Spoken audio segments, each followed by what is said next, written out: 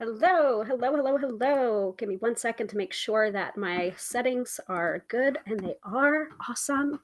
Welcome, everybody, to another episode of Tarot by Hillary Live, the weekly live stream that happens every Friday night at 6:30 p.m. Eastern Standard Time.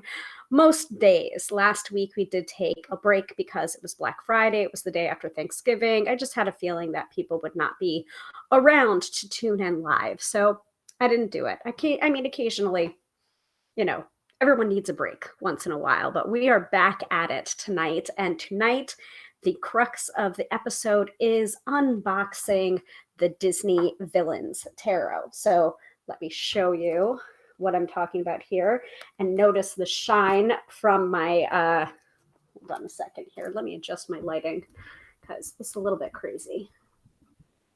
Also, I don't have the right settings on. Hold on here.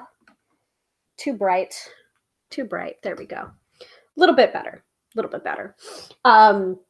So yes, we have the Disney Villains Tarot deck. And if you notice from the shine off the deck, it is still sealed. It is sealed, my friends, and we are going to be diving into it together. And this is going to be not only an unboxing, but a true first impressions of this tarot deck. And this will be the deck that I am using for card of the day pulls, or this message is for you energy every single day for the month of November. I'm already a little bit, it looks slightly unsealed under here. So I might not need my embroidery scissors to open this, but we'll see. So that is tonight's episode. Also, we will be doing the regularly scheduled agenda, which is astrology from Therese Reed from her wonderful Astro-Biz Digest, the unboxing, the mid-episode reading, and then, of course, at the end of the episode, the weekend forecast. So let me go ahead and put up my agenda overlay that I created specifically for this show, this week's show. That one was from last week, so let me go ahead and add this overlay.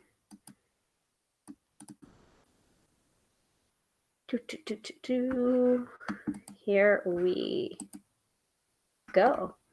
Yeah, that's what I'm talking about. So yes.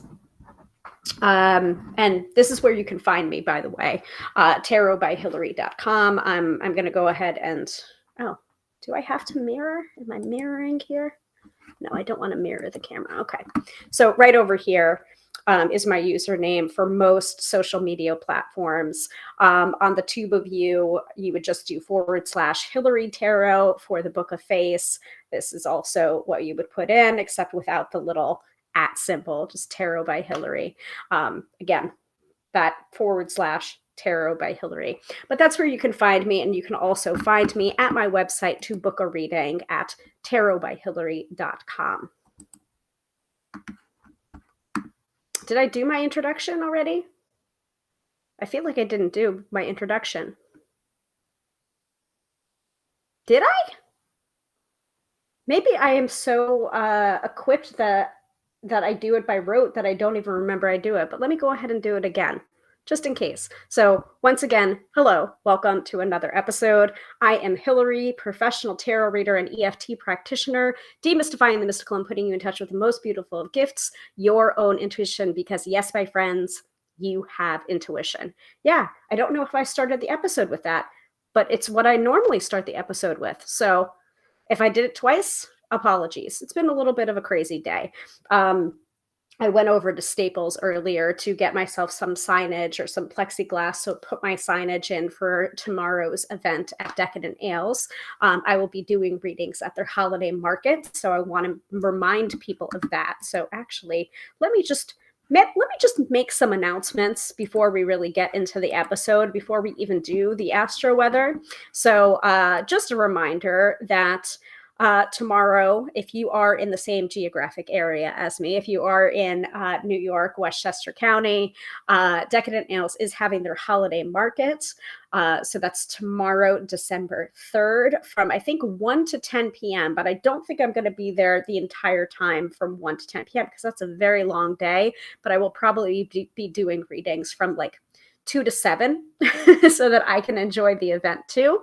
15-minute readings, I believe $25 a reading. So it is a very low price, and it is the lowest price to work with me. Technically speaking, I think it's the same amount of money as an email reading, but you get 15 minutes with me face to face. It's a pretty good deal. I would recommend it. And I also have, not only do I have my Square reader that I'm going to be bringing with me, I also have Venmo. I set myself up with Venmo. So you can bring cash, or you can bring, let's see, Apple Pay, Google Pay, Visa, MasterCard, American Express, Discover. I will be having my Square reader there. So for contact list, chip, and the mag stripe, all of it is going to be available, because this is something that I wanted to say, like, make it easy for people to pay you. Like, if people aren't carrying cash around with them, like, make sure that you have like a credit card reader.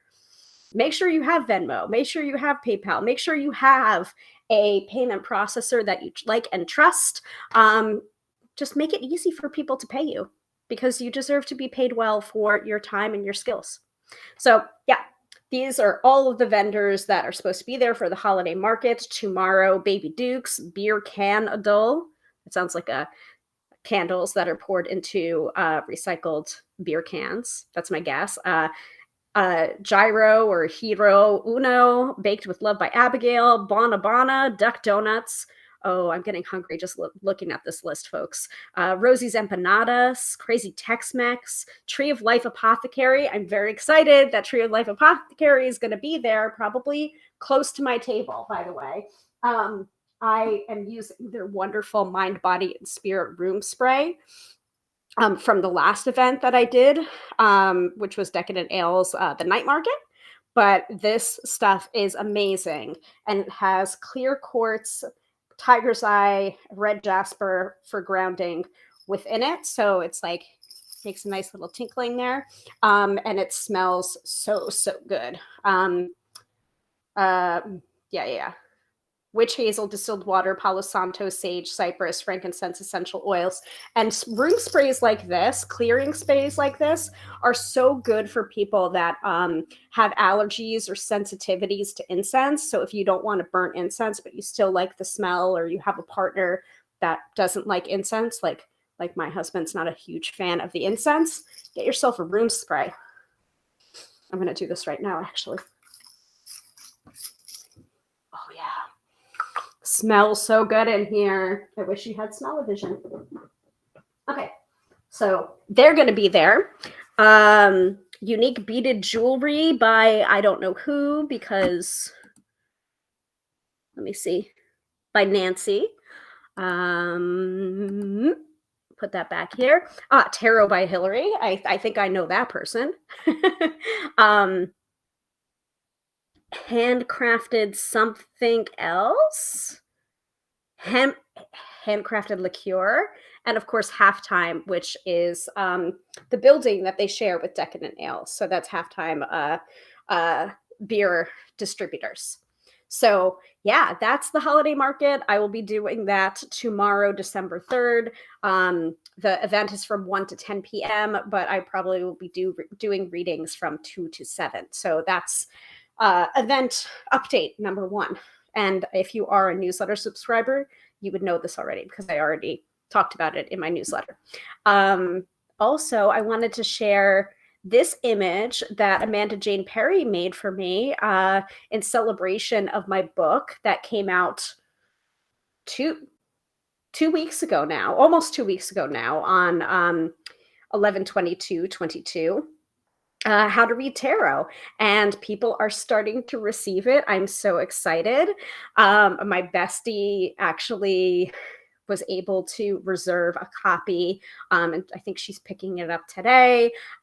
Sophia, who you've seen on the broadcast before, Benevolent Corvus, just received her copy, and she tagged me in the post. I don't know, maybe a half an hour ago on the gram of Insta. So for those of you who are receiving my book baby, thank you. Thank you so much. I so appreciate it, and I hope you enjoy it, and I hope you get a lot out of it. And let me go ahead and hide this, but I had to share this because apparently this is me. Oh my gosh. She's so cute. Okay. All right, let me put back up, oh, before I put back up the overlay. Oh, and Katie's here. Hello, Katie, welcome. Katie says, love that image of you as the Empress. Thank you so much. Amanda Jane Perry made it for me in honor of my book's release. So that was very, very nice of her. So let us start with the, oh, and by the way, since we're talking about my book, I'm going to go ahead and show it. So this is my book. This is my book, baby. How to Read Tarot, Profiles, Guided Exercises, and Reference Charts. It's $15.99. The link to it should have popped up.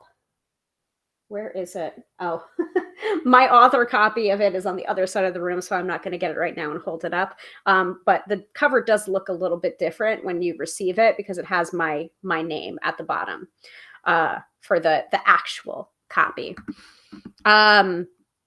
So yeah, you can find that. This is the Zon of Amma link, which I've heard has not been going well for people. I believe that people's orders have been back ordered or canceled.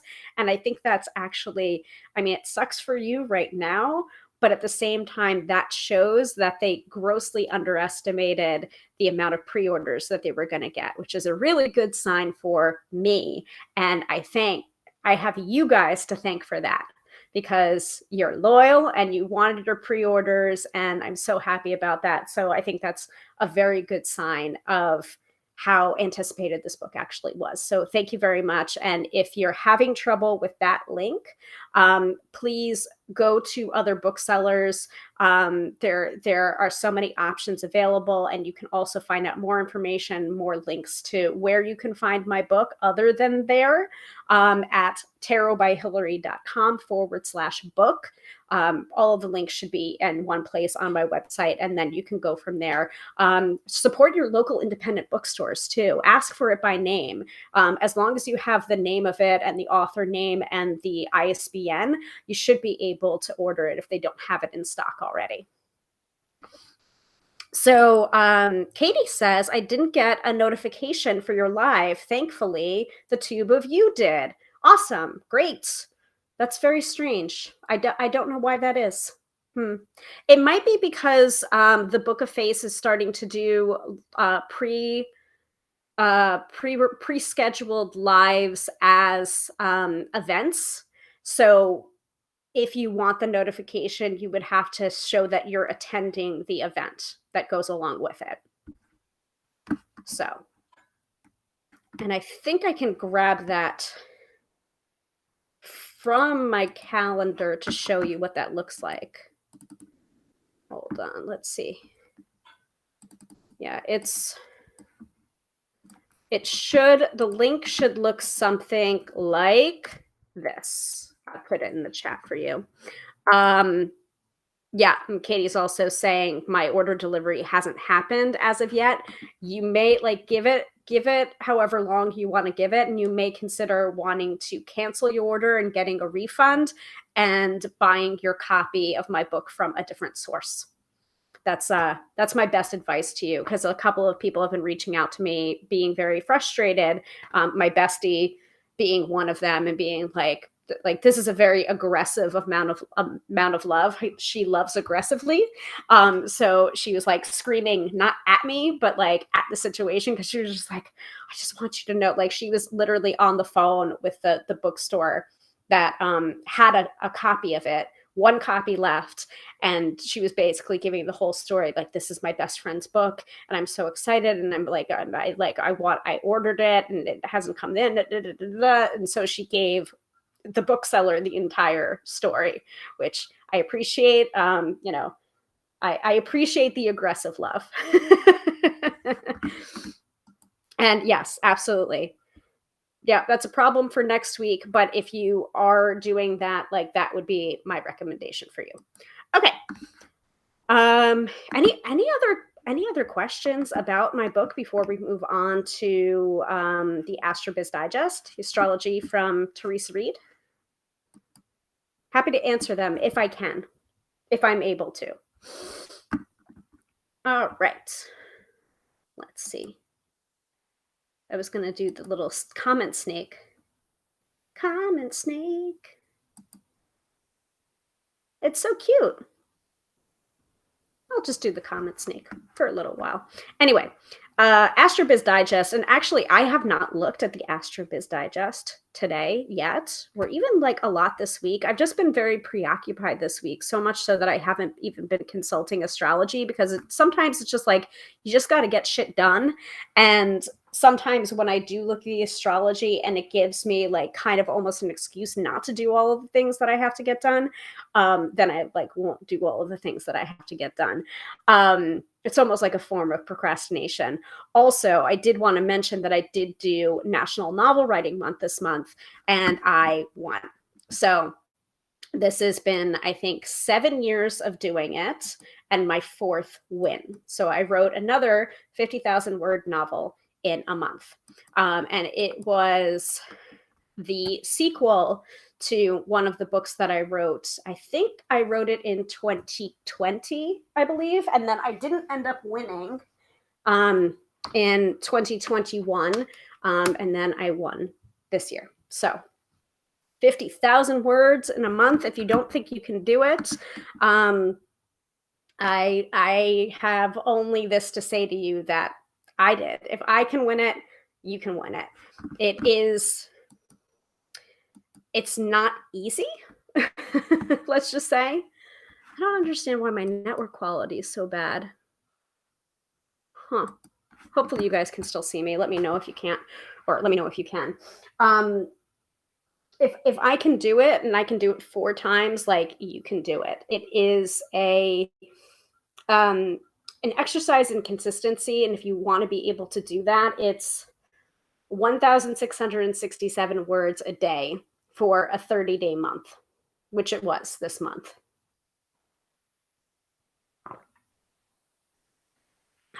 So Katie says, congrats on winning. Thank you very much, Katie. I appreciate that. And who knows, maybe it will see the light of day. All right. So that also may be a reason why I haven't been looking at the astrology, because I just haven't had the time.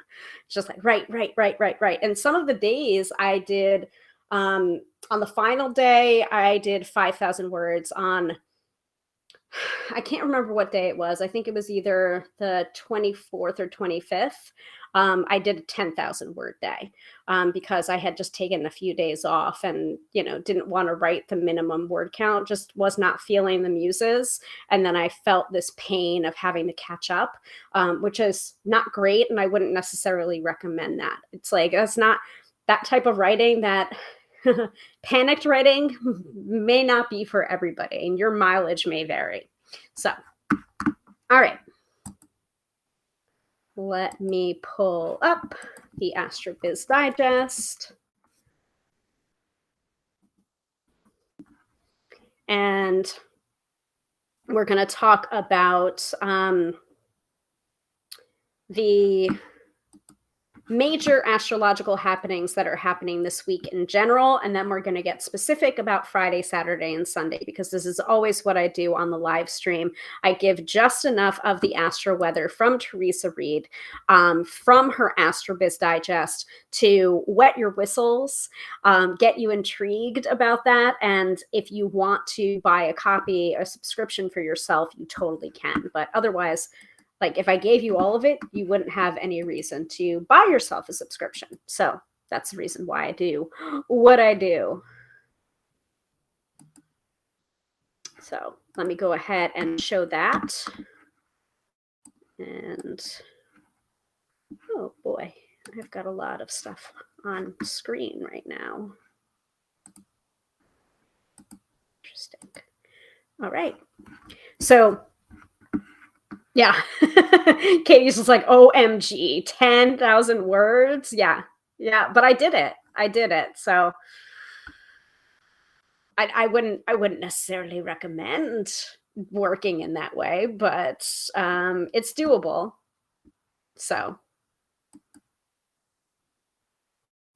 So here's the link. I dropped it into the chat as well. If you're looking to purchase your own copy of or your own subscription of the Astro Biz Digest, $99 for the year, which I consider to be a steal. It's absolutely phenomenal.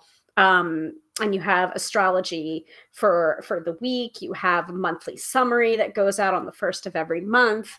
You have power days. You have weekdays. You have days on when it's recommended to launch things, days on when it's recommended to not do anything and just sit back and observe. And what was the other thing? Yes, it is geared towards entrepreneurs and business owners, but I have found it very helpful in planning my personal life as well. So, AstroBiz Digest, highly recommend. Now I can hide that. Now I can hide that, and now I can put my overlay back up so that you all know what's going on when it's going on. Okay, cool. So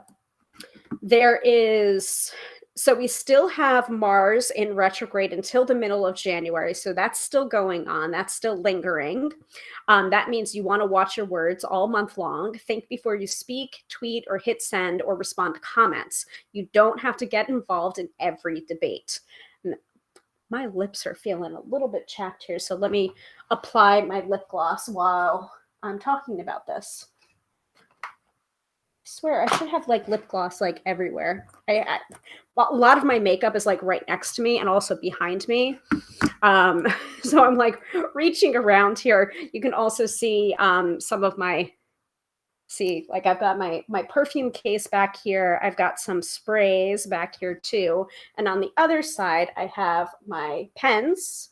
I have some of my Sleepy body lotion from Lush, which has lavender and tonka, I think, in it, which is actually very soothing if you have trouble sleeping and you like the scent of lavender. My aura, my Withings aura. Here, watch this. See if you can. Red light and sleep pattern with ocean waves so that I can go to sleep. The red light helps boost melatonin so that you will go to sleep quicker. And then in the morning, the alarm clock is set to blue because blue light helps to wake you up. So, yeah. And also, this is let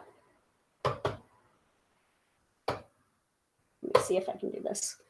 It's also a nice nightlight too. Love it. I think Withings has been taken over by Nokia now.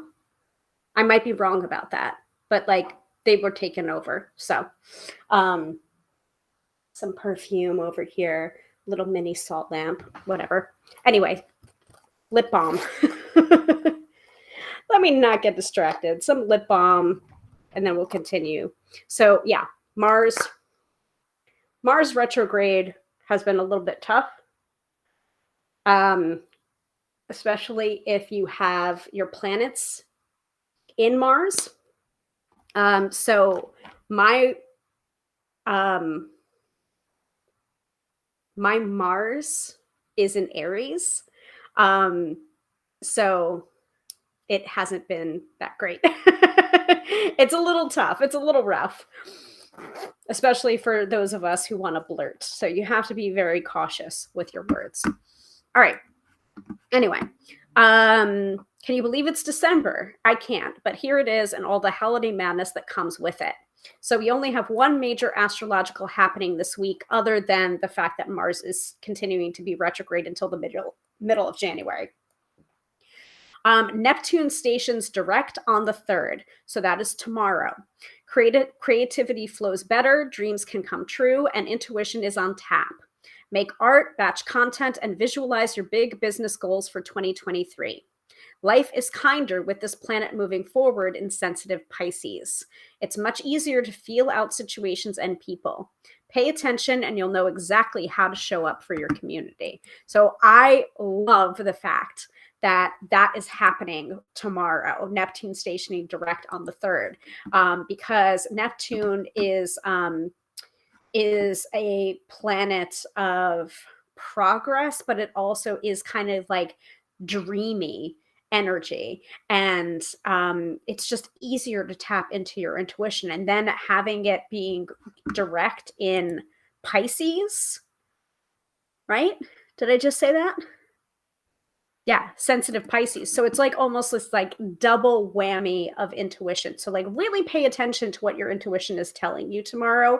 And you may want to, I know it's difficult sometimes, especially when your intuition doesn't make sense immediately. You may want to just take those baby steps and trusting your intuition and taking action from your intuition, and without knowing really where that's leading to. And I think it's going to be a very successful day of readings tomorrow as well, personally, for me. So, people, if you're going to the holiday market at Decadent Ales, like if you want a reading with me, or if you've been considering getting a reading with me, like now is the time. I think it's a really great time to get a reading. All right. Shameless self-promotion done. So for Friday today, Friday is excellent for sales. The Aries moon makes this your best day to get aggressive with your marketing. And I did send out my newsletter today. Post on social media, send out newsletters, or host a live stream. I'm doing both. I'm doing all three, actually. It's all good. If you want to launch anything new, this is a sensational day to put your goodies out into the world. The moon sun trine at 7:10 p.m. Eastern Standard Time, so we're almost there. We're about 10 minutes out from that, is outstanding for PR, pitching the media, public speaking, and self-promotion. Yay! Amplify weekend sales, and you could collect plenty of cheddar over the next few days. Yeah, cha-ching for me and for you, maybe. Finally, if you need to talk it out with anyone, the Moon Chiron conjunction at 9:36 p.m. is ideal for getting that ball rolling. So today, Friday, December 2nd, is a power day for Aries and a weak day for Libra. And by the way, these times that I'm stating are in Eastern Standard Time, so please make sure that you adjust for your time zone, because I know we have some Aussies in the house. Oh, Dina's here. Hello to you, Dina, and congratulations on the book. Thank you. Thank you very much. So you're just in time for the AstroBiz Digest. Any questions about Friday before we move on to Saturday and Sunday? I'm very excited about Saturday and Sunday. I'm even more excited about it now. All right, let me take a sip of water. I'm like so excited that my throat just went dry.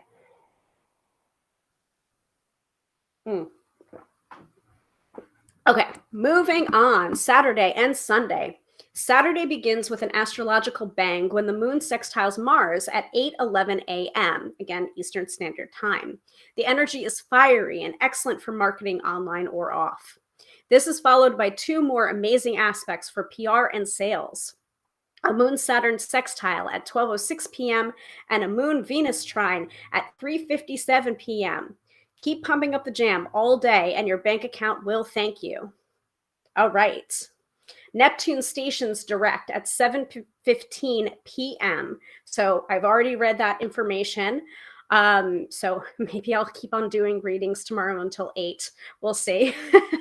One more groovy aspect shows up when the moon trines Mercury at 10:53 p.m. Your best spot for pitching the media, posting clever social media memes, or hosting a gathering. Keep your Sunday chill. Here's why. Venus is stuck in a square with Neptune all day while the sun is trine Chiron. This opposing energy creates flakiness and deception, but also healing. It's hard to navigate. Plus, the moon will be in Taurus, which prefers a slowdown. My advice, automate a few things and spend your day decorating the house, baking cookies, or grabbing brunch with your favorite people. It's better that way. And actually, that lines up almost exactly with some of the plans that I was making for Sunday. You know, I've got Topping Church with Gala Darling with High Vibe Honey at 1 p.m. Eastern Standard Time. And if you don't know what I mean, like go to galadarling.com and check it out. High Vibe Honey, come tap with me. And then I think we were going to go watch football with a bunch of people and have like a little like outdoor watching sports and grilling and stuff. So I think that's already what I'm doing. And I'm saying to you, I have not looked at the AstroBiz Digest all week. So I think that's hilarious that I've already been attuned to the energy that's coming up without even knowing that that's the astrological energy that's coming up. Anyway, Saturday is a power day for Aries and a weekday for Libra, and Sunday is a power day for Taurus and a weekday for Scorpio. Whew, that's a lot. I'm drinking wine. I am not drinking wine. I'm drinking water, but you libate in whichever way you would like. So before we move on to unboxing of December's deck of the month, the Villains Tarot deck, Disney Villains Tarot deck, does anyone have any questions about the astrology from the past week? Like, was your Monday a little weird, or your Tuesday or Wednesday? I will take a look while I have the AstroBiz Digest open and let you know what was going on. I'll give you guys about a minute or so. Like, we'll start doing the unboxing at 7:05. And I'm gonna keep drinking my water. By the way, for those of you that are newsletter subscribers or even if you're not, here's the reason why I'm doing the Disney Villains Tarot deck, which you can also see up there. Wrong hand, hold on. Up there. But here, it's in my hot little hand. The reason why I'm doing the Disney Villains Tarot deck for December's deck of the month, and that the reason that I didn't ask or I didn't poll people about like which deck do you want, like the Labyrinth Tarot or the Villains Tarot, is because my sister-in-law is going to kill me if I don't open the Disney Villains Tarot deck and start using it, because she's very, very curious about it. So shout out to BB. I gotcha. I'm opening it tonight. Also, another compelling reason why I'm doing the Disney Villains before doing the Labyrinth Tarot is because the Tarot del Toro, which I was working with for November, is illustrated by Tomas Hijo, and it is the same. He is also the illustrator for the Labyrinth Tarot. So I felt like it would be too much of the same illustrator back to back. So I wanted to change it up a little bit. So that's the reason why. And y'all have another 20 seconds before we move on to the unboxing. So ask those astrology questions now or forever hold your peace.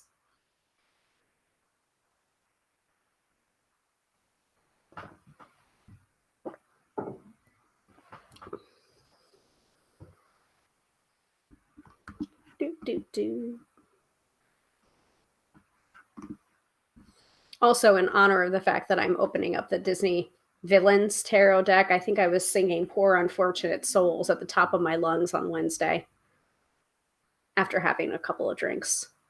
But it doesn't take me that. It doesn't take me having a couple of drinks to belt out a Disney song or two. Like, if I were to have a favorite Disney villain, it would probably be Ursula. But I mean, we're gonna see. We're gonna talk all about Disney villains.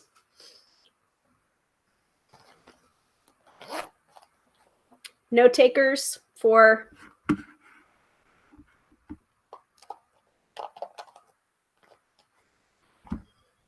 more astrology, less astrology. It all makes sense.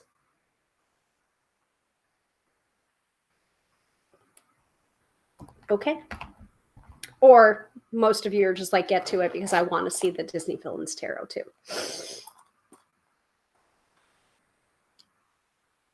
Okay.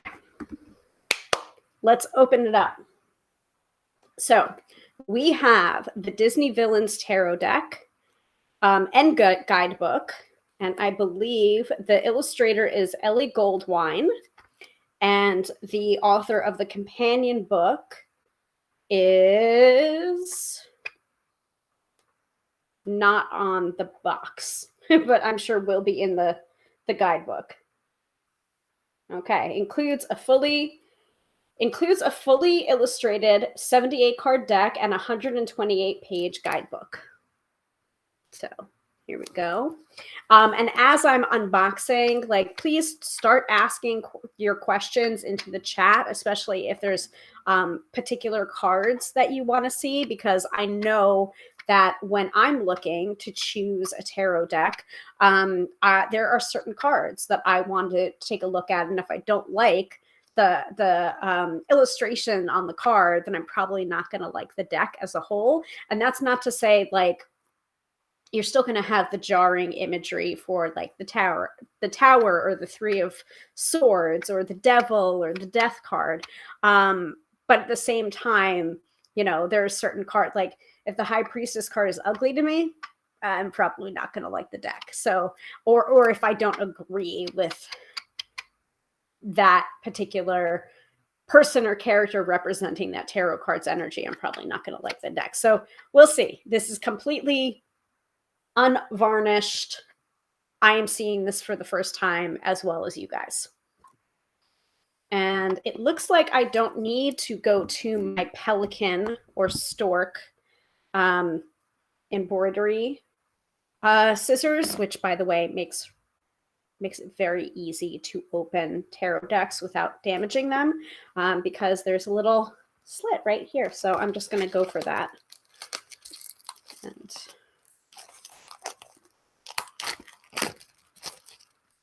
okay. Oh, it does. Looks like I don't need them. Put this up to the speaker so you can hear the crinkling. Some unintended ASMR for you.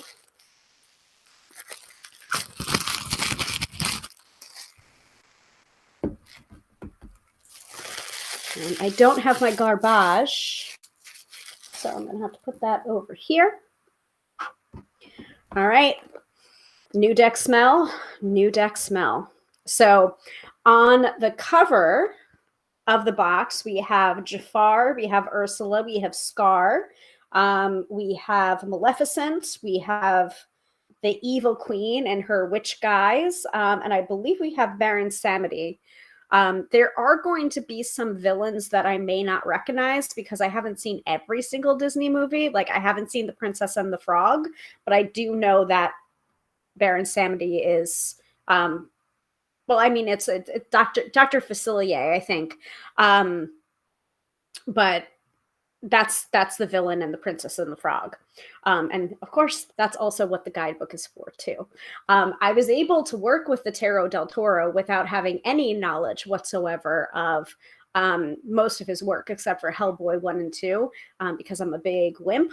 But it actually makes me kind of want to give some of his movies a chance. Such as The Shape of Water, such as Pan's Labyrinth, such as Crimson Peak. So if the companion book is written well and is clear, then you should be able to work with this deck, even if you're not familiar with the theme. But of course, you would probably want to pick up this deck because you want the theme, you know?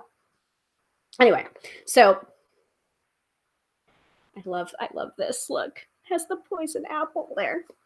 Like the packaging, very nice. So this came out in 2021, and it is copyright Disney, but Insight Editions is the publisher.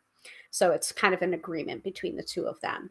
So back of the box blurb: seize your destiny with this official tarot deck based on Disney's most dastardly villains, featuring original art of Maleficent, Ursula, Captain Hook, and other notorious ne'er-do-wells from popular Disney films throughout the years. Okay. Are we ready? Are we ready? Say yeah. Say hell yeah in the chat and let me know.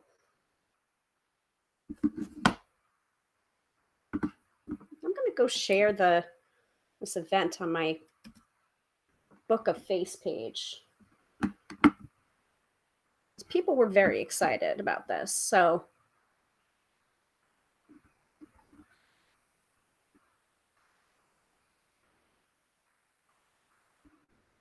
yeah, I shared it as me.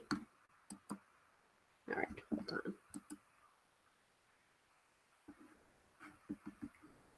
Hopefully that'll share. Double check that.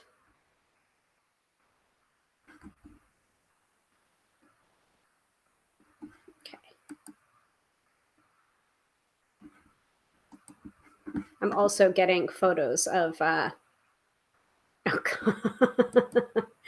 So my bestie did in fact pick up a copy of my book, and I'm very distracted right now. So let me take a look at this first. 12 minutes ago. I know you're doing your live, but I miss you. I am only one meal away from holding your book in my hands. So I guess they're having dinner first, and then they're gonna go and pick up my book. Oh my God. All right. Got very distracted there. Okay. So what was I saying again? Got distracted. So Katie's ready. Katie is ready. All right, so let's open this bad boy up because I'm getting glimmers of some of the characters on here, and I don't know. I have thoughts. I have thoughts. Good packaging yet again.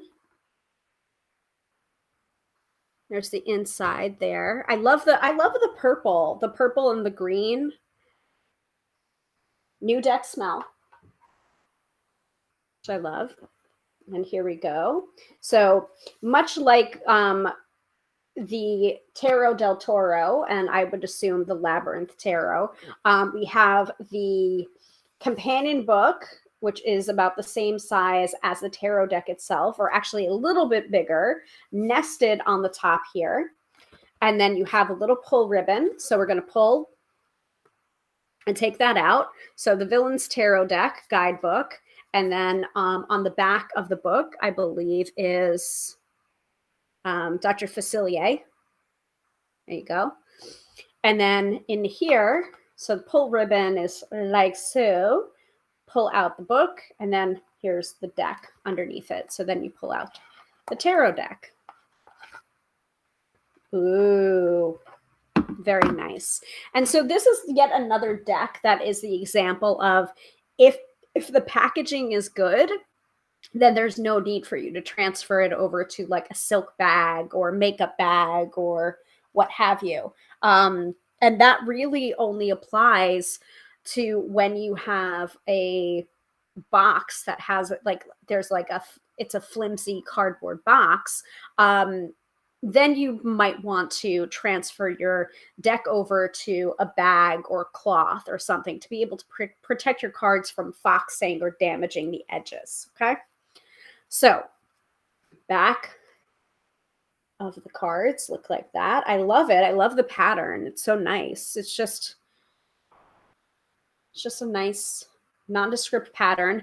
I like that too, because you can't tell if you do work with reversals, you can't tell whether this is upright or reversed. At least not really. No, not at all. I wouldn't be able to tell. So going to the guidebook first, because I want to give credit where credit is due. So the guidebook is written by Minerva Siegel. Minerva Siegel is actually the same person that did the guidebook for the Nightmare Before Christmas tarot deck, which is actually sitting behind me in its little coffin special collector's box. So I am going to presume that I'm going to be in agreement with a lot of the choices and a lot of the interpretations that come out of this guidebook, because the Nightmare Before Christmas tarot deck worked really well, and the companion book had a lot of commonalities, I would say, in the interpretations. Like, I would read it in the same way. I think it was very rare that I would disagree with what the companion book was saying about a certain card when it would come up when I was working with the deck. So written by Minerva Siegel and illustrated by Ellie Goldwine. So we've got the introduction, we've got understanding your deck, the major arcana, the minor arcana, and tarot readings, caring for your deck, preparing to read tarot. And there are also some featured spreads specific to this deck. So there's the Poisoned Apple Tarot spread, the Diamond in the Rough Tarot spread, and Ursula's Cauldron Tarot spread. So that's interesting, and I might want to play around with the spreads. Unfortunately, I didn't really look at the spreads that were that came with the Tarot del Toro, just because I didn't think of it. I didn't even realize that that concept was in play. So I might circle back to the Tarot del Toro at one point and try out one of those spreads if there are ones in there. I would assume that there are, but like these sound interesting. The Poisoned Apple Tarot spread, Diamond in the Rough, Ursula's Cauldron, like come on. And I was just saying before, I think Ursula is my favorite villain. Also, I would love to hear who your favorite Disney villain is if you want to drop that into the chat. So the introduction starts with magic mirror on the wall. Who is the fairest one of all? So that's from the Queen, Snow White and the Seven Dwarfs. Understanding your deck. And then the major arcana and the pages of coins. And I like this because in the Tarot del Toro, I did express my displeasure about the minor arcana and how, especially like the aces through 10, the pip cards, they were just 3 cups on a plain background, or 5 wands, or 7 swords. And so I'm glad to see that I believe there are illustrations. There are illustrations on the minor arcana pip cards for this deck. So yes, I'm very happy about that. And it also has, for each and every card, 78 cards of the tarot, there is an interpretation for each and every one of them in here in the companion book, upright and reverse meanings. So we've got a lot in this little book that's 128 pages. There's a lot of information there. So makes me feel more confident about possibly recommending this deck to somebody else.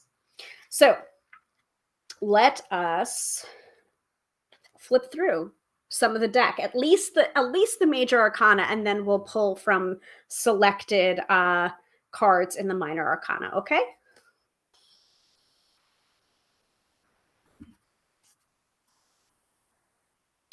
So oh my God, I love this already. I wouldn't have called him a villain, but I guess he is. So the Fool card is Gronk. Kronk.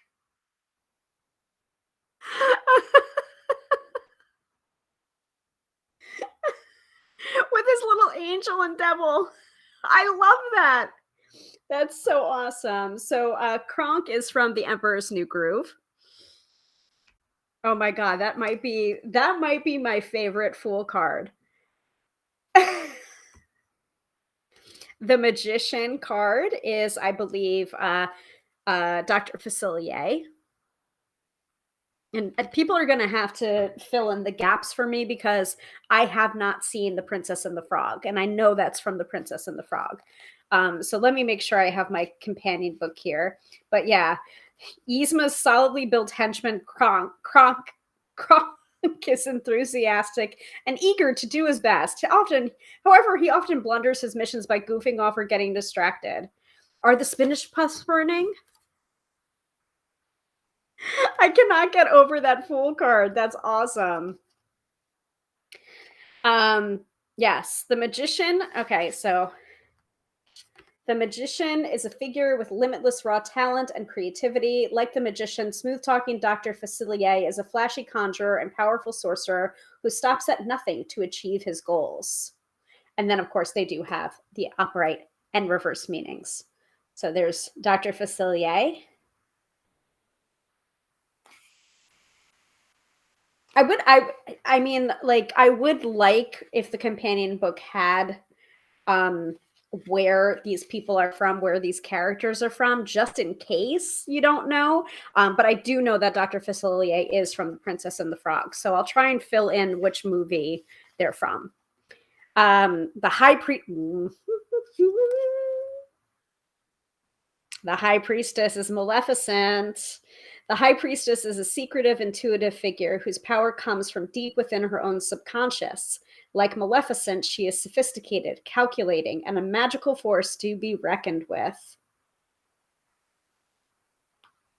I don't disagree. I do not disagree with that. I love that. All right, here's another one that I haven't seen. I know this is like shocking for some of you that I haven't seen some of these Disney movies, but also keep in mind that I'm 41 years old. And so you'll probably guess which Disney movies were a formative part of my childhood and which Disney movies were just like, oh, I'm an adult now, so I just didn't get around to seeing it. So the Empress is Mother Gothel. So that would be from Tangled. And I haven't seen Tangled. And I know like Stuff Your Shock, I do have a Disney Plus membership. I can catch up very easily. And also I've heard things like I've heard that I would really like Tangled. So I'm gonna probably end up watching all of these movies: Princess and the Frog, Tangled, Hunchback of Notre Dame. I don't think I've seen either. I saw like parts of it. Anyway, so like Mother Gothel, the Empress is a powerful maternal figure who places a high value on beauty. Mother Gothel uses a magic flower to keep her youthful appearance for hundreds of years, but when the flower's magic is transferred to Rapunzel, Gothel is determined to stay young by any means necessary, even if it means keeping Rapunzel locked away in a tower. I also do know some of this because I watched Once Upon a Time. So if some of the storylines were like unfamiliar to me, like I caught it pretty quickly because Once Upon a Time had like the fractured, it was almost like the fractured fairy tales, or like there are the fairy tales and then the fairy tales that you think like there's Mother Gothel, I think showed up in the 7th season, which is not as popular as the other seasons, and I think they probably could have stuck with the ending in season 6, but what do I know, right? Hot take.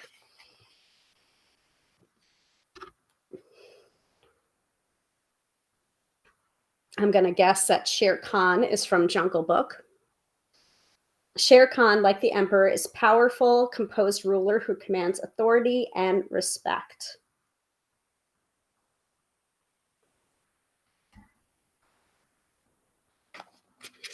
Oh, and Sophia's here. Let me show the comment. Finally done for the day and ready to hang out with y'all now that my grad apps are all submitted. Congratulations, Sophia. Congratulations for getting those all submitted.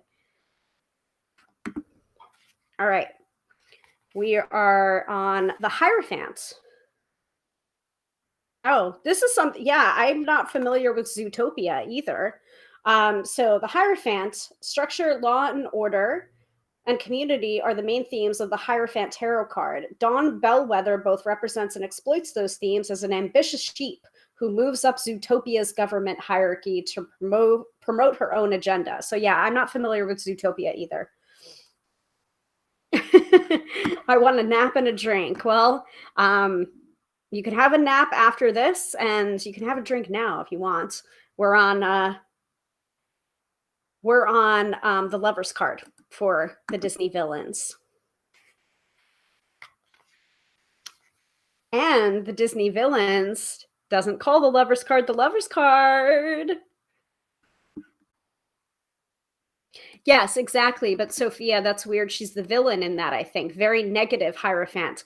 This is the Disney villains tarot deck. So does that mean that all of the tarot readings that you're going to do with the Disney villains deck are going to be inherently negative in nature? Like, maybe. I don't know. But yes, it is the Disney villains. Yeah. So here's probably another controversial opinion or choice. The Lover's card is not called the Lover's card. It's called True Love. And you've got Ariel and Eric. And I think Ursula's human form was called Vanessa, or like the, you know, her way of tricking him. Yeah. So the true love tarot card represents harmony, unity, and fate. Nothing can get in the way of true love, not even Ursula's seductive human alter ego, Vanessa. Oh my God. I didn't even read that. So, okay. Now I'm showing my age with this. Probably the Little Mermaid is probably one of my favorite Disney movies, and also it came out when I was like 8. Can't remember what year it was, but I'm pretty sure I was like 7 or 8 years old when it came out. So don't blame me for having my favorites. It's the product of my age. So I'm gonna skew pretty heavily towards the Little Mermaid, but I do have other favorites too. But Little Mermaid is probably going to be my favorite, and I do love me Ursula. So I think this explains a lot. The Chariot is Cruella de Vil. Chariot represents determination, unrelenting focus, and willpower, much like the formidable fashion-loving Cruella de Vil, who doesn't let anything stop her from getting what she wants, not even a car chase in the snow.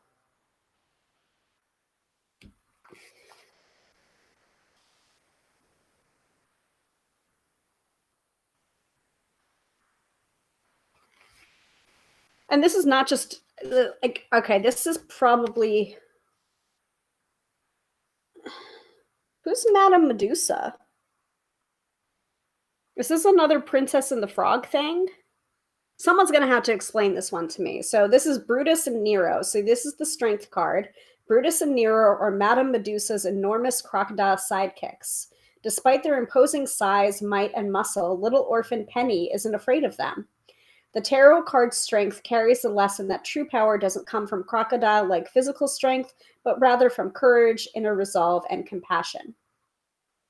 Yeah, someone's going to have to explain to me who Brutus and Nero are and who Madame Medusa is and which movie they come from. Because if I haven't seen the movie, I'm not going to know who it is.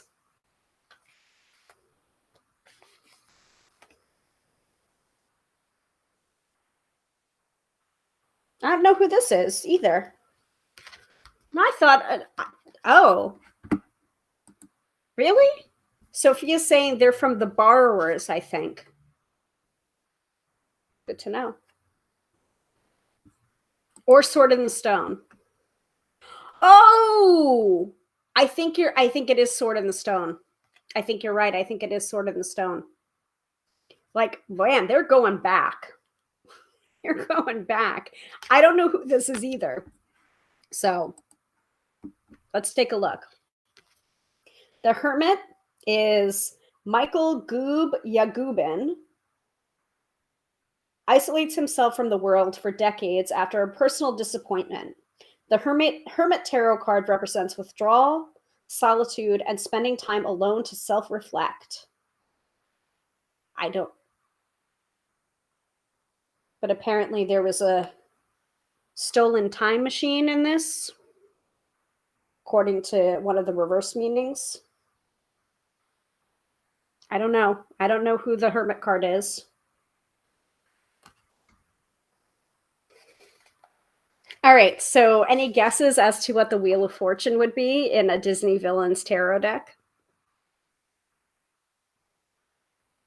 If you said, okay, oh, so that's Meet the Robinsons. Okay, thank you. Thank you, Sophia. I don't know some of them. I'm not gonna know some of them, but this one I think is a good choice.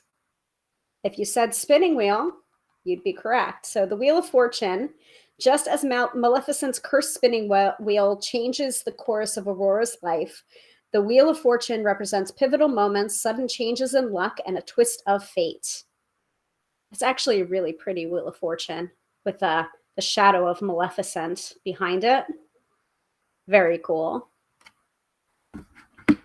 Yeah, Sophia is saying there's a range here. Yep, there's definitely a range here. Oh boy, here's another one that I'm not.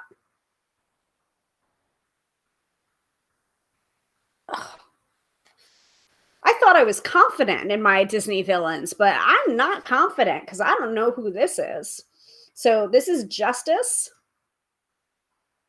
Um, and I'm just gonna wait for the comment to pop up. But Sophia is right. That's such a smart one for the Wheel of Fortune being the spinning wheel. I agree. I really like that one. So here's Justice. When brilliant, world-renowned scientist Dr. Callahan suffers a personal tragedy, he embraces a new secret identity as as the masked yokai to seek vengeance. Just as revenge-motivated yokai struggles with the morality of his actions, the tarot card Justice represents repercussions, consequences, ethics, and fairness. I don't know what this is either, and I also don't have the time to look it up. So I'm just going to rely on you guys. You want to look up who Dr. Callahan is and the yokai. I don't know, but we're going to keep going. Oh,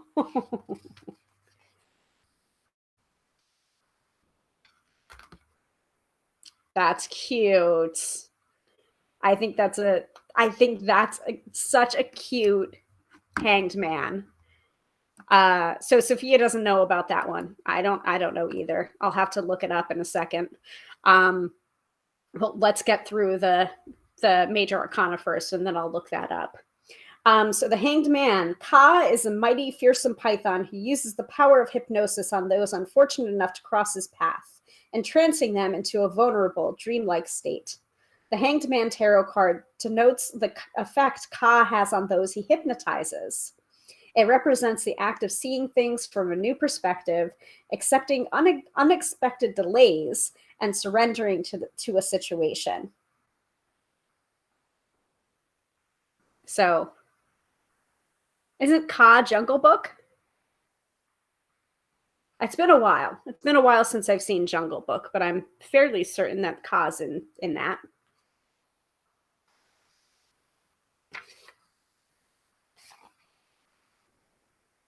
Unsurprisingly, this might be one of the most obvious of them. The death card is Hades from Hercules. The tarot card Death represents important transformations, transitions, and rites of passage. Hot-headed Hades, god of the underworld, is in charge of souls who transition from life into death. Much like the witty, clever Lord of the Dead himself, Death is the tarot card that isn't all doom and gloom. It simply represents progression and change. Also, Hades has the best lines in Hercules. Also, Megara does have pretty good lines. And I wouldn't be surprised if Megara actually showed up in this because she's kind of ambivalent. She's kind of a little bit of a bad guy at first because she's being manipulated by Hades. So I would not be surprised if Megara was in this. Nice. Of course, I'm showing my true colors. Temperance as Flotsam and Jetsam. Okay. Ursula's beloved moray eels, Flotsam and Jetsam, are perfectly synchronized and in balance with each other. The tarot card Temperance represents that same sort of flow, harmony, and equilibrium. I love that.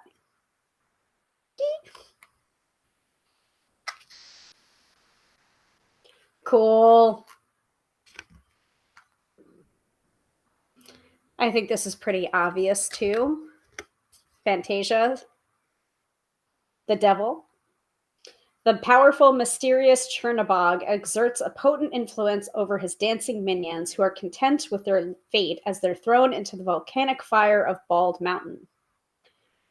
The Devil Tarot card represents vice and destructive behaviors, but reminds you that, like Chernabog's minions, you have a choice whether or not to participate in them.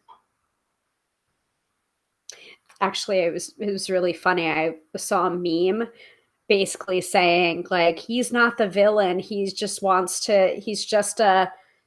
really buff DJ with horns. He just wants to create a rave. Like, what's the problem there?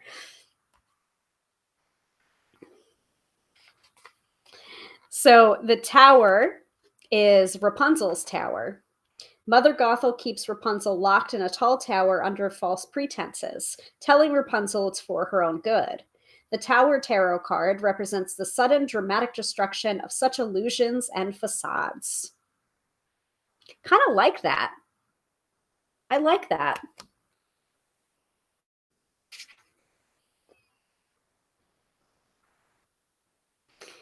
All right, this one I don't necessarily agree with totally.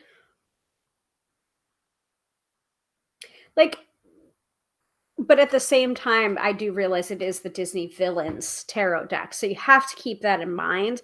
But I would have gone with like the star from like Pinocchio, like When You Wish Upon a Star. But then I was just like, oh, wait, no, it's the Disney Villains tarot. So it can't be that because that's like happy. So the star card for the Disney Villains tarot is the Queen's Magic Mirror. Just as the Queen's magic mirror always responds honestly to any question asked, the star represents clarity, hope, and the power of truth. So keep in mind that sometimes tarot deck companion book writers are writing an interpretation that makes sense on the choices that already have been made. Like the writer of this guidebook, Minerva Siegel, may not have had a choice in what the star card of this deck was going to be.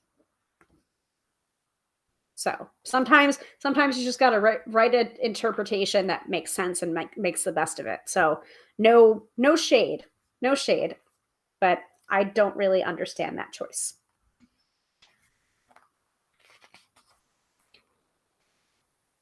I love the moon card. The moon card is Yzma.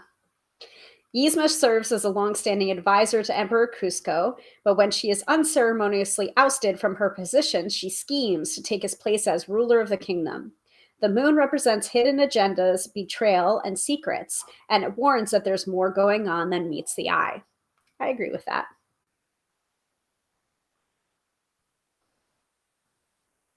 And it may make more sense over the next month when I pull each card every day and I take a look at the upright or reverse positions.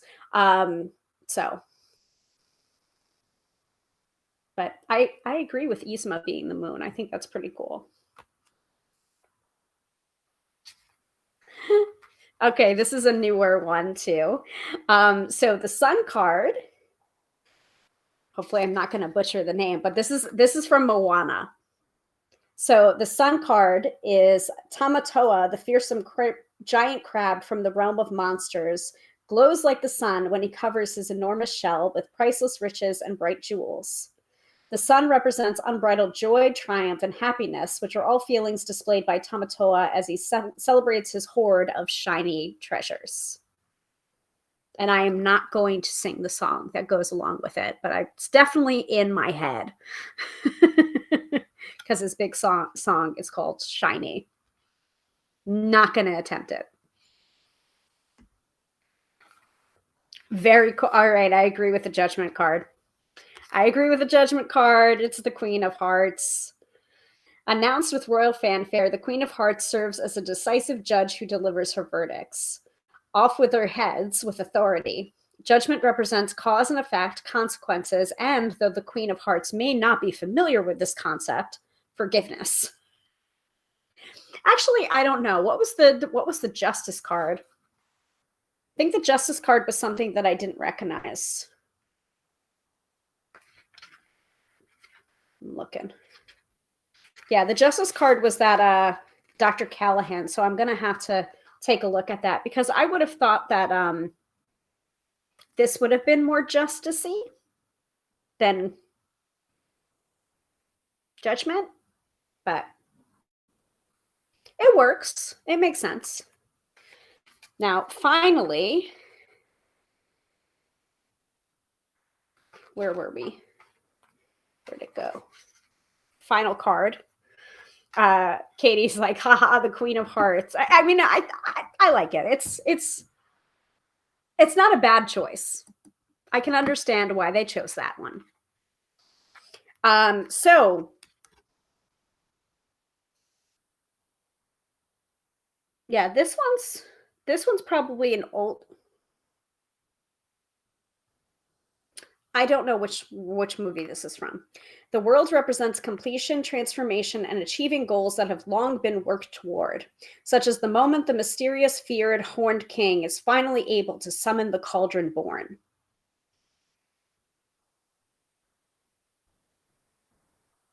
I don't know. Does anyone know what this is? Is this like Sword in the Stone or something? I'm not sure. There's a couple of pieces here that I'm not sure about. So it's the world card and the justice card that I'm going to take a look and see. So first off, and then we're going to move into some examples of some of the minor arcana. So let's see. Let's look at Dr. Callahan, Yukoi, Disney villain. Bye.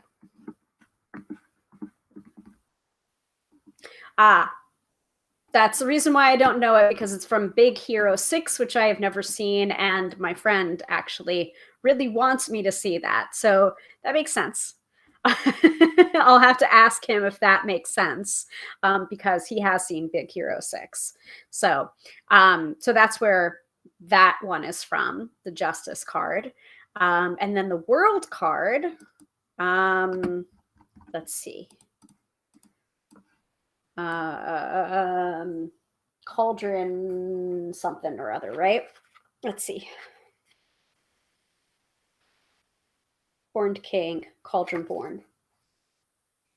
Horned King, Cauldron born. Black Cauldron. All right. So this guy's from the Black Cauldron. I should have known because it's a cauldron. All right. So let me know what you think about the major arcana before we start pulling some of the minor arcana. And I'm going to flip through,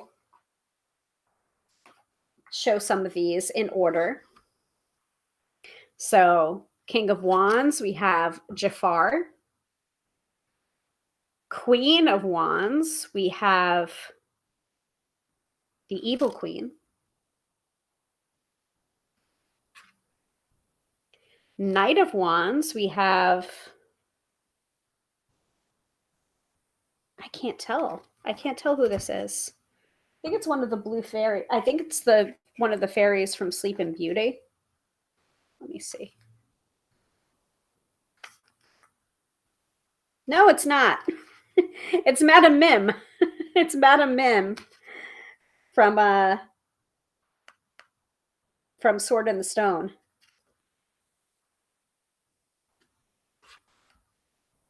Page of Wands, we've got Iago. Ace of Wands. Ooh, Ace of Wands is Jafar's staff. That's pretty cool. Two of Wands. Two of Wands is like paint it blue, make it pink. But it's got wands in it.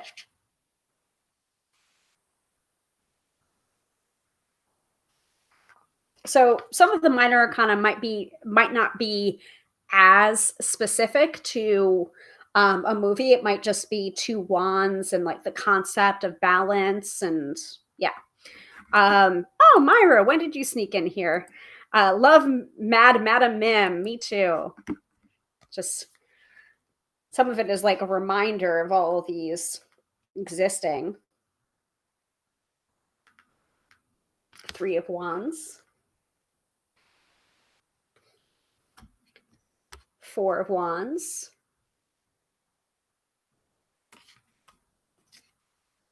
Five of Wands. And the poison apple showing up. That's cool. Six of Wands. Seven of Wands. Eight of Wands. Respecting the original. Yes. Two of Wands is Mim and Merlin. Yeah. So the Eight of Wands, respecting that that Rider-Waite-Smith imagery of the 8 wands sailing across that sky or that battlefield or that background. Kind of got that here. Very cool. 9 of Wands. 10 of Wands. Very cool. I mean, I don't want to show all 78 cards, but I kind of want to show all 78 cards, but we're not going to do that because we still need to do the mid-episode reading. So let's break, and then we'll continue looking at some of these cards. How about that? Because I'm like looking at the time and I'm realizing, wait a minute. We have to do the mid-episode reading. All right. We're stopping at King of Coins. All right. So I didn't even mention about the staying tuned to be considered for a live tarot reading, but we do have the mid-episode reading on the agenda right over here, so that, you know, if someone is coming in and has never experienced a live stream before, they kind of have a sense of what the agenda is of this episode without having to be told it directly. But the mid-episode reading is a feature that is newer to the live stream, and basically rewarding the people that show up live to the live stream. Now, you'll always have replays for this live stream, whether on the Tube of You or the Book of Face, wherever you prefer to watch them. But I always think that it's more fun to be here live. And so that's the reason why I am encouraging people to tune in live by offering the mid-episode reading. So let us do the crawler. Let me update the crawler. And if you would like to be considered for a live reading that's going to happen right now, please drop the word Disney into the chat. That is the only way that you can be considered for the reading. Drop the word Disney into the chat, and I will put your name into the picker wheel, and then we will spin the wheel, or the spinning wheel, or the Wheel of Fortune, whatever you want to call it. And then whoever wins it gets the reading right now. It's all up for grabs because we took a week off. So, you know, if you're feeling compelled and you want that reading, like, don't be shy. Drop the word Disney into the chat, and I will put your name in for consideration for the live reading. Let me pull up the picker wheel while I do so. And if you don't know what the picker wheel is, you'll soon find out.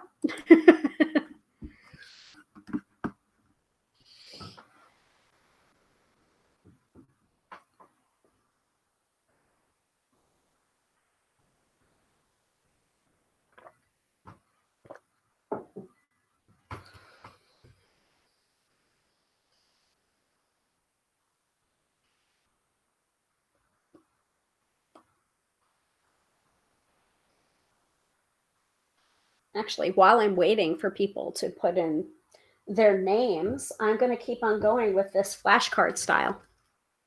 So, King of Coins, Queen of Coins, that must be Madame Medusa,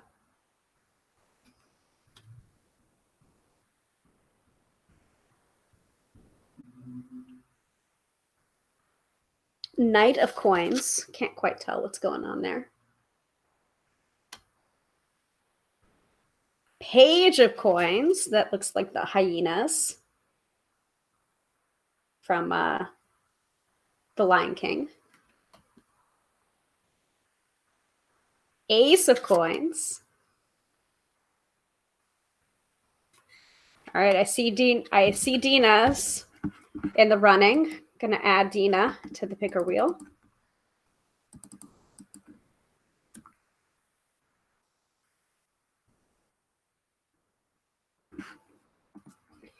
Okay. 2 of Coins.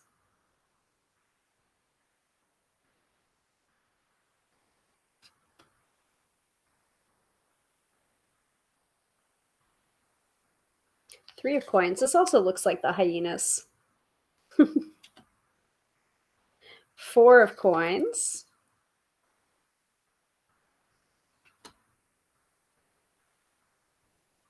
5 of coins. Looks like the wasteland from Lion King. 6 of coins.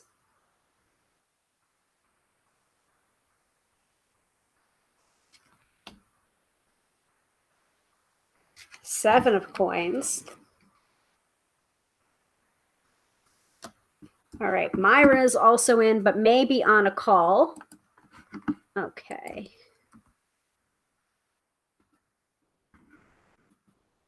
Okay. What was that? 6, 7, 8. 8 of coins. Coin suit looks to be hyena heavy.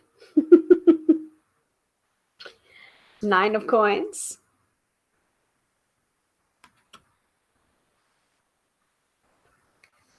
10 of coins.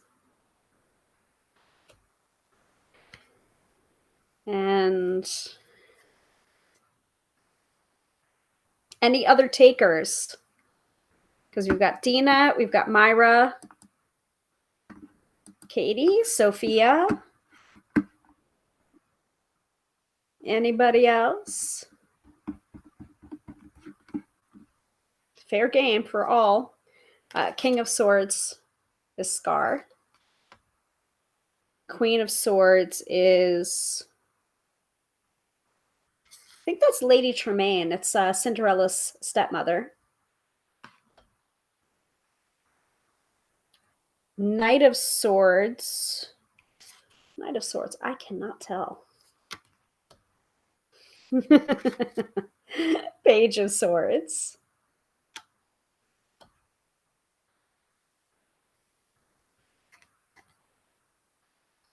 Ace of Swords. 2 of Swords. 3 of Swords. All right. Stop that at the 3 of Swords, and then we'll keep going after the reading. But it looks like we only have 2 takers tonight. So we've got Dina and we've got Myra. So fair chance for both of you. 50-50 chance to win. So let me go ahead and take away the overlay and take away the crawler because it's happening right now. Share my screen and the picker wheel and share the audio that goes along with it. And close that. And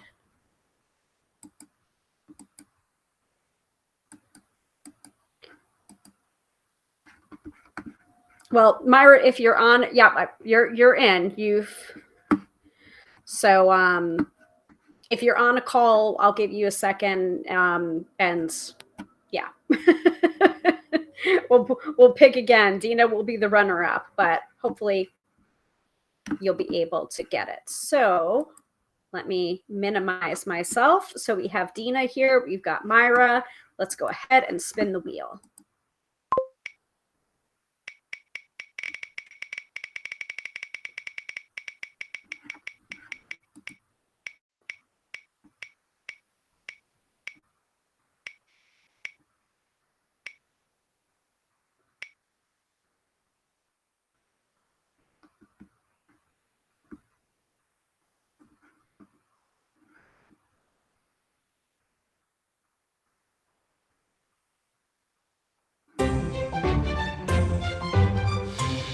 So it is Myra. So Myra, if you would please put a question for the tarot into the chat. I understand that you are on a call or maybe on a call, but put your question for the tarot into the chat. I will pull 3 cards for you and give your reading right here on air. And if you're not able to put your question in, I will give you I'll give you a minute or so. Oh, so you are on a call. All right. Then I guess it has to be Dina, unless, of course, you have a question that you have right away for the tarot, then by all means. And if you don't, like, you can always watch it later. But the whole purpose of the live reading is to do it live. So, so I will give your spot to Dina then, Myra. I'm sorry that you're on a call to miss it, but we do this every Friday night, 6:30 p.m. Eastern Standard Time. So if you didn't win this time around, or if you're passing over your question to the next person, please know we will do this again, and you'll have an opportunity to win it again if you would like.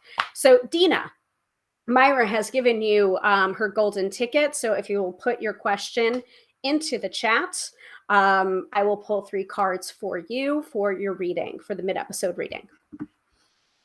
I'm going to go ahead and hide that. Put my branding back up. And where's my mid-episode reading?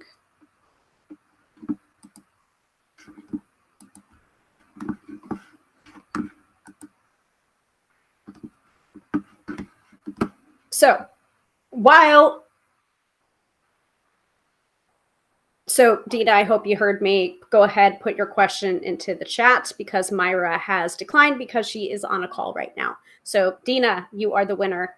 Go ahead and put your question into the chat. So while I'm waiting for Dina's question, let's continue. And that way the mid-episode reading kind of becomes the final reading, I guess. So 4 of Swords. Scar again. 5 of Swords.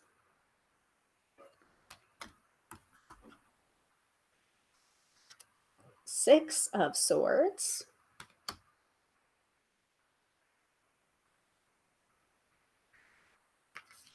7 of Swords. The glass slipper in there. 8 of Swords. When the hyenas turn on Scar. 9 of Swords.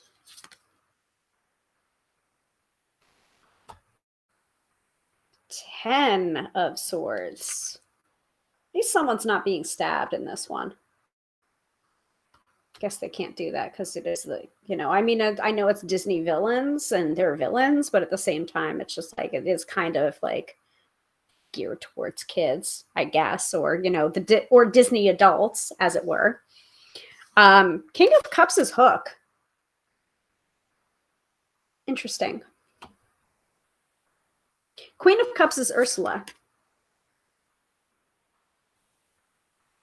Guess that makes sense. All right. Let me pause so we can do this reading. And I will be reading from the Reflective Tarot and pulling 3 cards for you, Dina. So Dina's question is, what do my guides want me to know? Thank you. Okay. What do my guides want me to know? What do Dina's guides want me to know?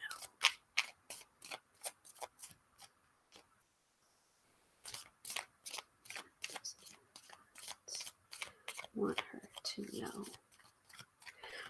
Dina, I think even before pulling a card that both this reading for you right now, the mid-episode reading, and also the weekend forecast is going to tie in with each other. So pay attention to both. Now then, let me pull cards. All right, so you've got 2 reversals and an upright card, and the upright card is the 5 of Cups, and the 5 of Cups to me is about allowing yourself to grieve, allowing yourself to mourn, allowing yourself to play the what if, or what might have been, or what could have been, but to not let yourself linger there too long, but also give yourself immense amounts of compassion and slack when you start to go there again. This is not a quick and easy thing, and healing is not linear. So it may feel a little bit like 3 steps forward, 5 steps back. But this is the only upright card in your reading. So to me, I think it's very important that you allow yourself that time to look back and feel how you're feeling. I think that is the real crux of this card is give yourself time to feel how you're feeling, even if it's not a fun feeling, even if it's a painful feeling. And what's coming to mind for me right now is something that I read in Gala Darling's newest book, Magnetic Mindset, about allowing yourself to feel the feeling instead of avoiding feelings. So where did I put that? Oh, of course, underneath everything. Bedside reading. So I'm going to quote from here because this is the phrase that came up for me when I'm seeing the 5 of Cups for you, is about feeling the feeling. Here it is. So from page 36 of Magnetic Mindset, when we allow ourselves to feel an emotion fully, by which I mean we throw our arms wide open and say, okay, let me experience the totality of this, no holds barred. Science has proven that we can only physically feel that emotion for 90 seconds maximum. Isn't that incredible? So she's saying here, I avoided my feelings for the better part of 20 years, all to realize that those emotions would only have activated me for 90 seconds at most. Remember that your feelings are simply information and they are not the boss of you. You may have a fear that you're at the mercy of your feelings, like they are just something that is happening to you, but nothing could be further from the truth. So allow yourself to feel your feelings. And even if it is uncomfortable, even if it feels a lot, you can't avoid it, and avoiding it will just prolong the grieving process. So yeah. And Dina, I'm sorry to hear that. Your mother-in-law has just passed. So that might have to do with it. That might be a big part of what your guides are trying to tell you, or what they want you to know. Like, feel those feelings that are associated with that. And also, not just that, even though it is enormous, the fact that your mother-in-law has passed, but also allow yourself to feel those feelings of times where you weren't allowed to grieve, because there might be a lot of stuff coming up for you, not just with your mother-in-law passing. It could be also other people that have passed in your life at a time where you felt like, I'm not allowed, or I don't have the privilege of being able to feel my emotions right now, or being able to grieve in the way that I want to. Like, it's almost like now is the opportunity for you to be able to grieve in the way that you need to and that you want to. It's safe to do so. So that's number 1. 4 of Swords coming up reversed is kind of a little bit of like an opposite energy to that, because the 4 of Swords typically when upright is about resting and relaxation and meditation and recuperation. But reversed, to me, it's just like the normal methods won't work for you. And it's okay. Like, allow yourself to recuperate in the ways that you think are best for you, because some of us keep moving. Some of us like do the practical things that still need to be done, but also still are able to acknowledge our feelings on the subject too. And it may seem as if you're doing these things to avoid feeling the feelings, but your guides are telling you, like, the sun will still rise and set, and things need to still happen, and dishes still need to get washed, and beds still need to be made. And it's okay to be doing that, as well as being in grief and moving through the world in grief. And then finally, you have the 2 of Cups reversed. So to me, that card is like someone's not quite seeing eye to eye. It might be a personality clash. It might be that you're not doing the right things to somebody else, but it's just like your guides are like, this may be a lesson to you in boundaries and in shoring up your relationships so that you can trust that the people that are in your life are there to enhance your life and not take away from your light and your life and what you want to do and your energy. So shore up your energetic leaks, because I feel like there's at least one, if not two people in your life right now are just like, it's almost like to get here, you need to be able to shore up your energy leaks so that you feel protected and safe in the ways that you want to be able to grieve, and also in the ways that you want to be able to celebrate not just your mother-in-law's life, but the lives of the people that have gone before you too. Does that make sense? Let me know. I'm seeing a wow, but I don't know what the wow is in reference to, and you don't have to share it. As long as this reading makes sense to you, then this reading is for you. And thank you for the honor of me reading for you in a public space, even though it's online.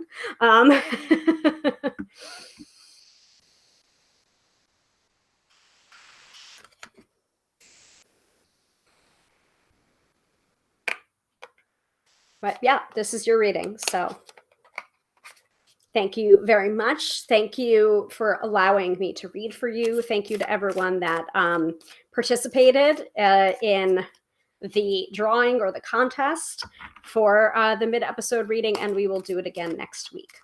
Don't even know what the topic of next week's thing is going to be. I don't know. I'm open to suggestions. All right, let's finish up with the cup suit. So we started with,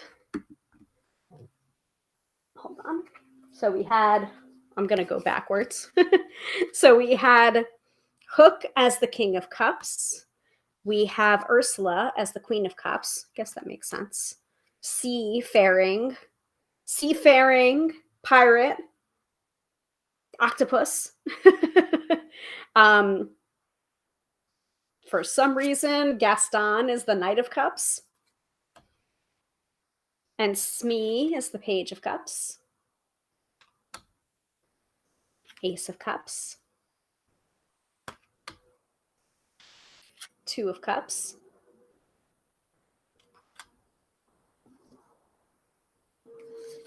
Three of Cups.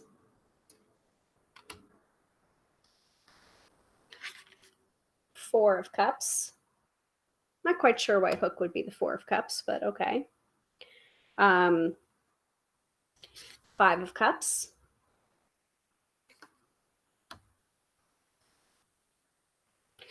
Six of Cups.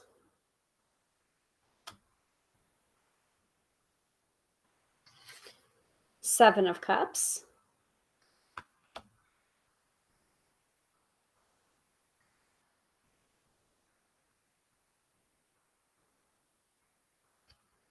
Eight of Cups.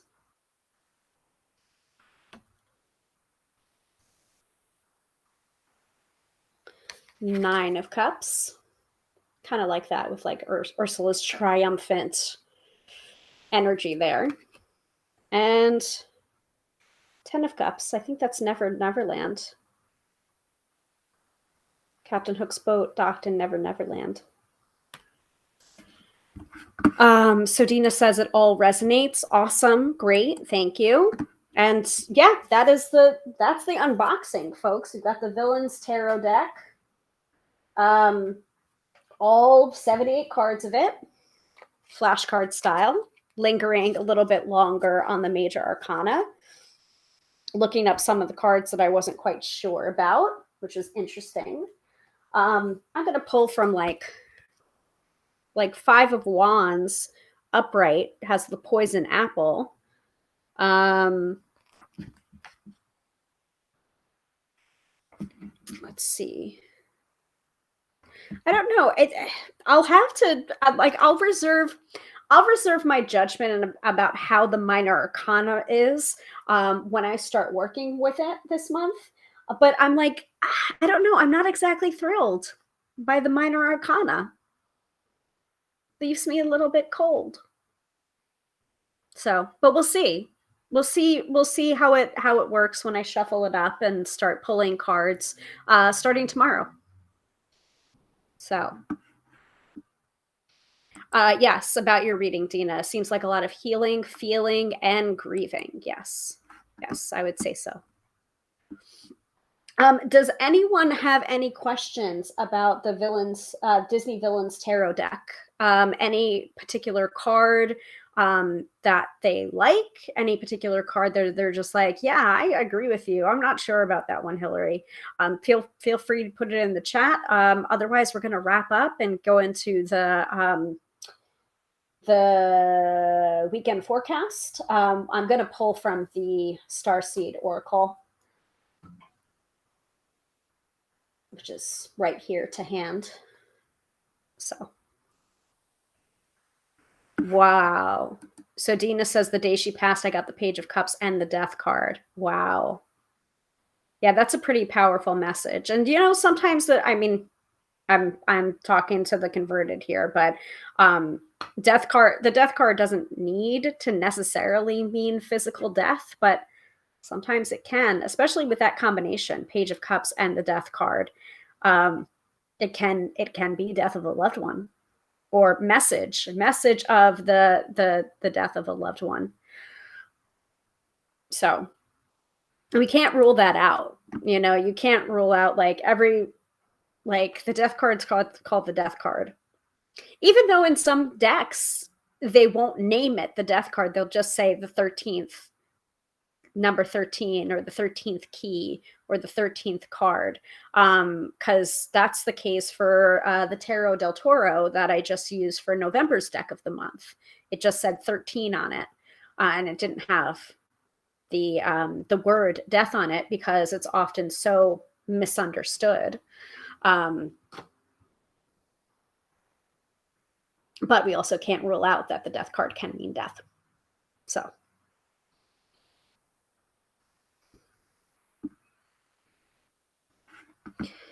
And if you're seeing people soliciting readings in the chat, please go ahead and ignore them, block them, report them for spam, because they do not represent me or what I do. So it's the difference. That's the difference between, I don't know, a reputable reader, an ethical reader. So please go ahead and ignore that. And yeah, I'm not going to display that on screen.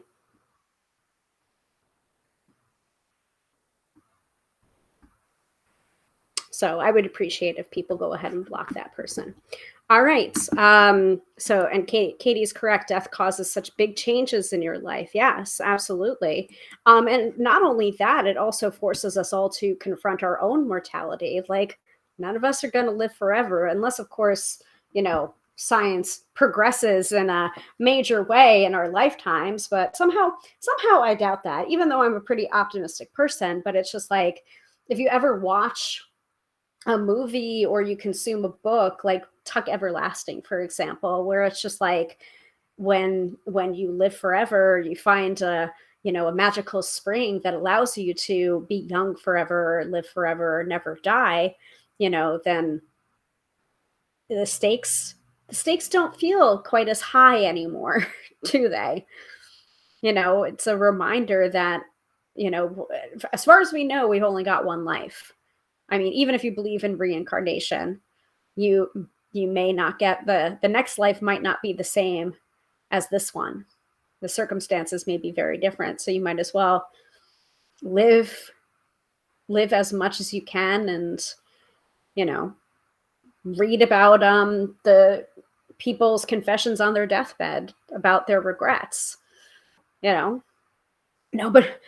seems to ever regret working too much. Or nobody ever seems to regret working too little or whatever. Like, what I'm trying to say. So like, oh, I should have put in those 80 hours. It's just like, that's not what people talk about on their deathbed. They usually regret not spending the time with their family, or, not putting their needs first, or living a small life,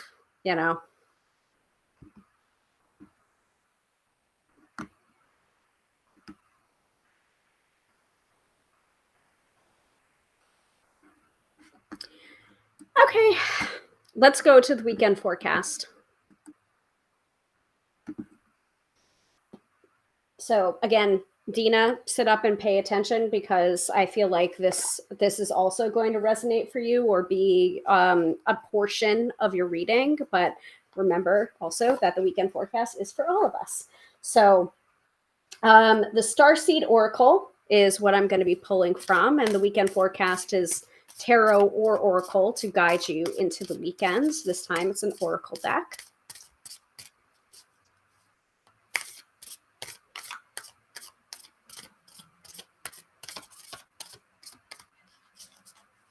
That's very true. Even if you lived forever, your body gets injuries. How about those being fixed to working order instead? Exactly.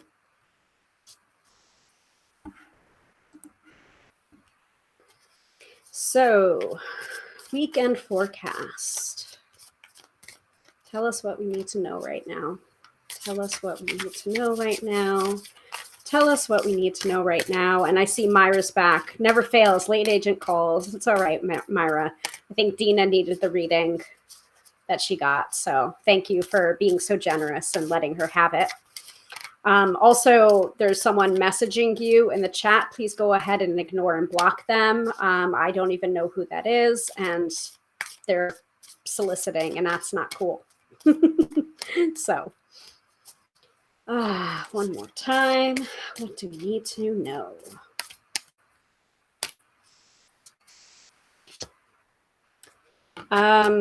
So we are getting star family. So again, Dina, pay attention. This is like part 2 of your reading, and for everybody else, pay attention because this is your weekend forecast. So, star family, you're part of a team of souls. Call in support. At some stage where we were each a part of a soul cluster, a gathering of souls who broke away from one another to experience themselves individually. Those who are part of your soul cluster are a part of your star family. Your star family are those souls who are cut from a similar cosmic cloth. You haven't just experienced lifetimes together. Your souls were once actually one. It's very common for star family members to incarnate at similar times, to work with anchoring a similar frequency of light, and to cross paths with each other. You know that someone is part of your star family when you feel like you know and remember them from the moment you meet. They feel instantly familiar and comfortable. Time both passes quickly and stretches when you are with them. You feel more yourself with them than with anyone else. It can sometimes feel like looking in the mirror, because in a way you are. Often you'll go out of your way to help those in your star family, instinctively knowing it's a part of your path. When a star family member dies, you feel it very deeply, regardless of how long you knew them. A certain soul mourning or soul breaking occurs. Think about the people in your life. Who do you feel is a part of your star family? If this card comes up in a spread, it is likely that you've met someone who is part of your star family, or you're about to. So the inquiry for this card is, who do you think is from the same star family as you, and how can you call upon them for support? Damn. Damn. That was like real deep. Holy crap. It's also a really pretty card too. So speaking of a star family, I know that Mr. Tarot by Hillary is out there in the living room, and hopefully he got us food for dinner, but I'm going to go join my star family to go get dinner. And yeah, that's it. That's it, folks. That's all she wrote for tonight. So thank you all so much for watching. I really appreciate you. I appreciate the loyalty. I appreciate the rabid fanaticism of getting my book in your hot little hands. I appreciate it so much. And yeah, let me close down some things here, because my landing page in my stream here is a mess. Yes. So Katie is saying hitting deep from all angles. Myra says I will watch the replay or the reruns. Good night to you too, Myra. Yeah, so hopefully I'll see some of you, possibly if you're in the geographic area, tomorrow at Decadent Ales Holiday Markets.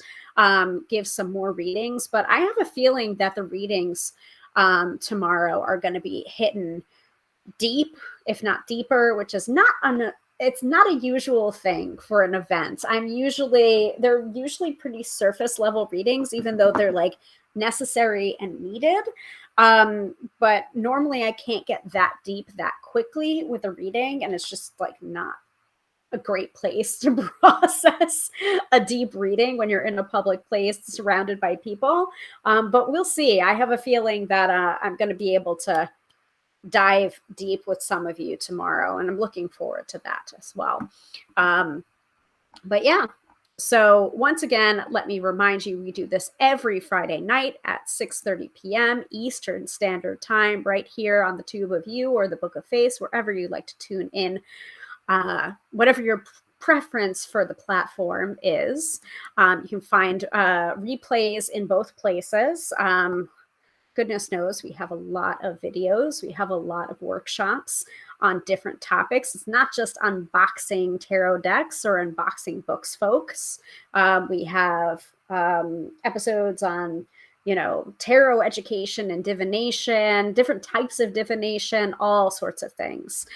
Dina says, thank you, dear energy channeler. You're very welcome, Dina. All right, so next week, I don't know what the live stream is going to be about. I'm more than open to different topics that you want me to cover. And oh yeah, podcast episodes, man. So many podcast episodes. So I did the newest podcast episode for today was the Lover's card. I think I talked about the Lover's card, the Major Arcana in-depth series, the Lover's card, which is an amalgamation of two articles that I wrote on my website, tarotbyhillary.com. So you can go ahead and check those out on both the Major Arcana in-depth, the Lover's card, and also why I prefer to see the Two of Cups over the Lover's card in a romance reading. So you can check that out. Yeah, and then next week, I think is another Card Slingers Coast to Coast episode, and I think that's episode 69. And if you have the maturity level of myself, that number is significant. And yeah, we're watch out for that episode. Chihuahua episode, and that's all I'll say on the subject. So you'll have to keep a weather eye on that.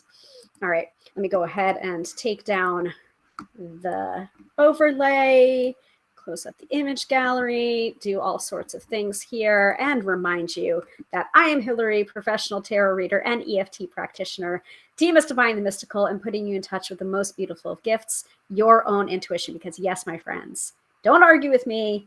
You have intuition. Have a fabulous weekend and a wonderful weekend. I'll see you next time, Friday, 6:30 p.m. Eastern Standard Time. Bye.